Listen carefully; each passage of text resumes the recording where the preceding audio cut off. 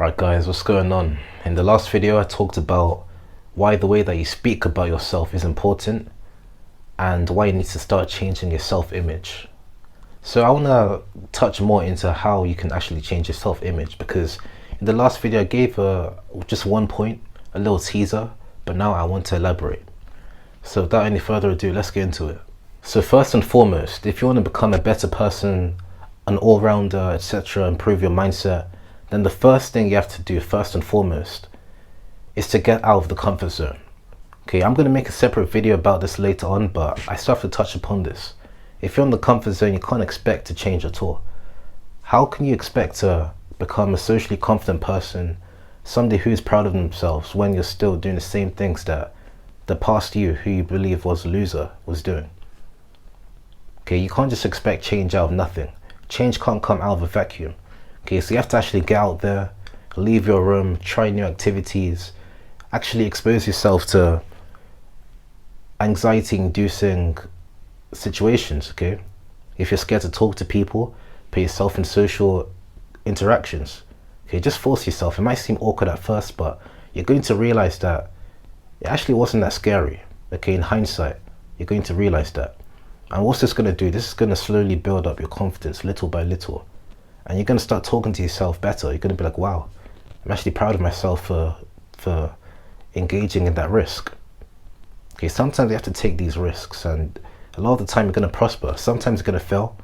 But a part of getting out of the comfort zone is realizing that failure is just another step to glory. Okay, failure is just it's just a little hurdle on the way. Eventually you're going to come back stronger and you're going to jump that hurdle. So yeah, just understand this. You have to get out of the comfort zone. That's the first and foremost step. So let's get into step number 2. So once you've stepped out of the comfort zone, you can try doing this. Make a list of things that you're really good at. Okay, things that you just enjoy doing as well. You can't tell me that there's nothing that you're actually good at. Okay, we all have things that we relish at doing, whether that's in private or public. But I'll give you an example. If you're good at a sport, for example, why not join a club? Okay, if you're good at cooking, why not join some sort of cooking club? You're going to meet other people who are sharing the same hobby as you. And if you're really good at what you do, you're going to excel, and other people are going to respect you for it. They're going to want to, get a piece of you. They're going to want to pick your mind. And that's going to form positive relationships, positive friendships. And yeah, before you know, you've established a social group where other people are looking up to you as somebody of value. And this is going to reflect upon you.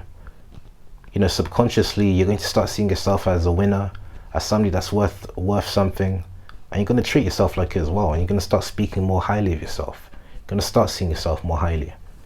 This is one of the best things you can do. But at the end of the day, like I said, it all depends on if you can make that first step of getting out of the comfort zone. If you're really talented at something, how are people going to know if you're not able to show it? Okay, so just take that brave first step. It's not easy, but it has to be done. It all depends on how bad do you want it. How bad do you want to step out of this negative mindset that you have? Another thing that you can do to build your self-esteem / self-image is to actually be kind to yourself. Okay, a lot of the time we're actually just too critical of ourselves. Okay, we keep comparing ourselves to other people. They say comparison is the thief of joy for a reason. Okay, a lot of the time we give good advice to other people, but we don't advise ourselves. We don't do the things that we know is right. Okay, so let's say that you're actually doing decently at something, but there's somebody else that's doing really superbly at the same thing. You shouldn't compare yourself to them. Now, I understand that if you're in a competitive environment where you may be kicked out if you're not performing to a high standard, then I understand that. But if let's say like you're in a class and you're getting above the pass grade, and there's somebody who's getting, passing with flying colors, you should instead look to that person with inspiration. You shouldn't start being too critical of yourself, saying that you're dumb or something like that, because that's just going to eat away at your self-image. It's going to eat away at your self-esteem, and that's not good for you. Understand that things like failure is only a stepping stone, because at the end of the day, you're going to learn from that failure. You're going to jump over that hurdle at the end of the day. If you can actually learn from it. If you can't run past that hurdle and you just stay there, then yeah, life is going to eat at you. But it's all about overcoming these hurdles that life throws at you. So yeah, always be kind to yourself. If you're doing well at something, don't be afraid to cook something nice for yourself, or to order your favorite food, you know. Treat yourself responsibly though. But yeah, the last point that I'm going to make, this is the last way that I'm going to say that you can improve your self-image. So the last way is to actually do the things that you set out to do. Okay, a lot of the time we make these goals like, I want to get in the gym, I want to start running, I want to start playing a sport, etc. I want to start eating healthy, all these things. But we can only do it for like 3 days, okay, before we just give up and go back to our old ways. And what does this do? This actually lowers your self-esteem. Okay, if you already have low self-esteem and you set out to do these things to improve your life and you fail and you don't get back on it, you're essentially telling yourself that you don't really care about yourself like that. If you really loved yourself, you'd continue. You'd realize that, hey, okay, at least I did 3 days, but let me try again. Let me give it another shot. Let me go for a week. You'll do that. You wouldn't just go back to your old habit saying, oh well, at least I tried.